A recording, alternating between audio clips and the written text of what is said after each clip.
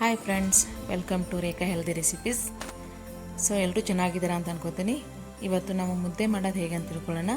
ನೋಡಿ, ಒಂದು ಲೋಟ ಮುದ್ದೆ ನಾನು ಮಾಡೋಕ್ಕೆ ಒಂದು ಲೋಟ ರಾಗಿ ತೊಗೋತಾ ಇದ್ದೀನಿ. ಅದಕ್ಕೆ 1.5 ಕಪ್ನಷ್ಟು ನೀರನ್ನು ಹಾಕೋತಾ ಇದ್ದೀನಿ. ನೀವು ಯಾವ ಕಪ್ಪಲ್ಲಿ ಹಸಿ ಹಿಟ್ಟನ್ನು ತೊಗೊತೀರಾ ಅದರಲ್ಲಿ ಆ ಕಪ್ಪಲ್ಲೇ 1.5 ಕಪ್ಪನ್ನು ನೀರನ್ನು ಯೂಸ್ ಮಾಡ್ಕೊಳ್ಳಿ. ಸ್ವಲ್ಪ 1-2 ಸ್ಪೂನಷ್ಟು ಏನು ಮಾಡ್ತೀನಿ, ಹಸಿ ಹಿಟ್ಟನ್ನು ಹಾಕ್ಕೊಂಡು ನೀಟಾಗಿ ಯಾವುದೇ ಥರ ಲಮ್ಸ್ಗಳು ಇರದೇನೆ ಆ ಗಂಟುಗಳನ್ನು ನೀಟಾಗೆಲ್ಲ ಕ್ಲಿಯರ್ ಮಾಡಬೇಕು ಎಲ್ಲ. ಸೊ ಆ ಥರ ನೀಟಾಗಿ ಕಲಿಸ್ಕೊಳ್ಳಿ. ಸೊ ಈ ಥರ ಕಲಿಸ್ಕೊಂಡು ನಾನು ಇವಾಗ ಸ್ಟವ್ ಮೇಲೆ ಇಡ್ತಾಯಿದ್ದೀನಿ. ಸೊ ಇದು ಚೆನ್ನಾಗಿ ಕುದಿ ಬರೋವರೆಗೂ ಸ್ವಲ್ಪ ಕಲರ್ ಚೇಂಜ್ ಆಗಬೇಕು. ಸೊ ಆ ಥರ ಏನು ಮಾಡಿ ಅಲ್ಲಿವರೆಗೂ ಇದನ್ನು ಬೇಯಿಸ್ಕೊಳ್ಳಿ. ಸ್ವಲ್ಪ ರುಚಿ ತಕ್ಕಷ್ಟು ಸ್ವಲ್ಪ ಉಪ್ಪನ್ನು ಹಾಕ್ಕೋತೀನಿ. ಓಕೆ, ಇವಾಗ ನೋಡಿ, ಇವಾಗ ನಾನು ಅದನ್ನು ಸ್ವಲ್ಪ ಕುದಿ ಬರೋವರೆಗೂ ನಾನು ಬೇಯಿಸ್ಕೊತೀನಿ. ಮುದ್ದೆ ಮಾಡೋದು ತುಂಬ ಕಷ್ಟ ಅಂತ ಅನ್ಕೋತಾರೆ. ಅಷ್ಟೊಂದೇನು ಕಷ್ಟಪಡುವಂಥ ಅವಶ್ಯಕತೆ ಇಲ್ಲ. ನಾನು ಹೇಳೋ ಒಂದು ಮೆಥಡನ್ನು ನೀವು ಫಾಲೋ ಮಾಡಿದರೆ ಈಸಿಯಾಗಿ ನೀವು ಮಾಡ್ಬೋದು. ನೋಡಿ, ಸ್ವಲ್ಪ ಕಲರ್ ಚೇಂಜ್ ಆಗ್ತಿದೆ ನೋಡಿ. ನೀಟಾಗಿ ಕೈ ಬಿಡದೇ ಹಾಗೆ ಕಲಿಸ್ತಾ ಇರಬೇಕು. ಸೊ ನೋಡಿ, ಈ ಥರ ಕಲಿಸ್ತಾ ಇದ್ದರೆ ಅದು ಯಾವುದೇ ಥರ ಗಂಟುಗಳಿರಲ್ಲ. ಸೊ ನೀಟಾಗಿ ಚೆನ್ನಾಗಿ ಬರುತ್ತೆ ಮುದ್ದೆ ಸ್ಮೂತಾಗಿ. ನೋಡಿ, ಈ ಥರ ಇವಾಗ ಚೆನ್ನಾಗಿ ಕಲರ್ ಚೇಂಜ್ ಆಗಿದೆ.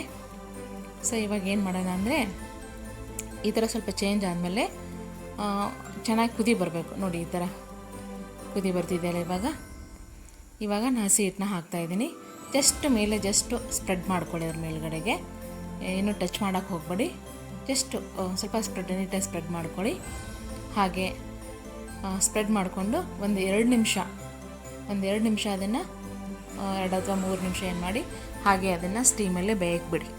ಸಿಮ್ಮಲ್ಲಿ ಇರಬೇಕು, ತುಂಬ ಉರಿಯನ್ನು ಜಾಸ್ತಿ ಇಟ್ಕೊಬೇಡಿ. ಸಿಮ್ಮಲ್ಲಿ ಇಟ್ಕೊಂಡು ಈ ಥರ ನೀವು ಇದು ಮಾಡಬೇಕು. ನೋಡಿ, ನೀಟಾಗಿ 3 ಮಿನಿಟ್ಸ್ ಆದಮೇಲೆ ನಾನು ಜಸ್ಟ್ ಒಂದು ರೌಂಡ್ ಇದು ಮಾಡಿದ್ದೀನಿ. ಹಾಗೆ ಮತ್ತೆ 1-2 ನಿಮಿಷ ಬಿಡಿ. ಸ್ವಲ್ಪ ಚೆನ್ನಾಗಿ ಅದು ಬೇಯಬೇಕು. ಸ್ಟೀಮಲ್ಲಿ ಎಲ್ಲ ಕಡೆಯೂ ಚೆನ್ನಾಗಿದಾದರೆ ಚೆನ್ನಾಗಿದು ಆಗುತ್ತೆ ಮುದ್ದೆ. ನೋಡಿ, ಇವಾಗ ಈ ಥರ ಚೆನ್ನಾಗಿ ಕಲಿಸ್ಕೊಳ್ಳಿ. ಯಾವುದೇ ಥರ ಗಂಟುಗಳಾಗಲ್ಲ. ನೀವು ಈಸಿಯಾಗಿ ಮಾಡ್ಬೋದು. ನೋಡಿ, ಚೆನ್ನಾಗಿ ಬಂದಿದೆ ಅಲ್ವಾ? ಸೊ ನೋಡಿ, ಈ ಥರ ಬರುತ್ತೆ. ಸೊ ನೆಕ್ಸ್ಟು ಇದನ್ನು ಒಂದು ಹದ ಮಾಡ್ಕೊಳ್ಳೋಣ. ಚೆನ್ನಾಗಿ ಕೈಲಿ ಅದನ್ನು ಇದು ಮಾಡಿಕೊಂಡು ಇವಾಗ ನಾನು ಒಂದು ಪಾತ್ರೆ ಹಾಕ್ಕೋತಿದ್ದೀನಿ. ಜಸ್ಟ್ ಒಂದು ಪ್ಲೇಟನ್ನು ತೊಗೊಂಡು ಅದಕ್ಕೆ ಸ್ವಲ್ಪ ನೀರನ್ನು ಹಾಕ್ಕೋತಾ ಇದ್ದೀನಿ.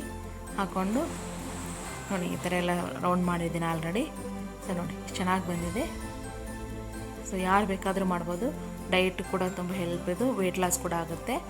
ನೀವು ಈ ರೀತಿ ನಾನು ಮೊಳಕೆ ಕಾಳು ಸಾರು ಜೊತೆಗೆ ಮಾಡಿದ್ದೀನಿ. ನೋಡಿ, ಮುದ್ದೆ ಆ್ಯಂಡ್ ಮೊಳಕೆ ಕಾಳು ಸಾರು ಕಾಂಬಿನೇಷನ್ ತುಂಬ ಚೆನ್ನಾಗಿರುತ್ತೆ. ನೀವು ಟ್ರೈ ಮಾಡಿ, ಟೇಸ್ಟ್ ಮಾಡಿ ಹೇಗಿದೆ ಅಂತ ಕಮೆಂಟ್ ಹಾಕಿ. ನನ್ನ ಮುಂದಿನ ಹೊಸ ವಿಡಿಯೋಗಾಗಿ ಬೆಲ್ ಐಕಾನ್ ಕ್ಲಿಕ್ ಮಾಡಿ, ಸಬ್ಸ್ಕ್ರೈಬ್ ಮಾಡಿ. ಥ್ಯಾಂಕ್ ಯು, ಧನ್ಯವಾದಗಳು.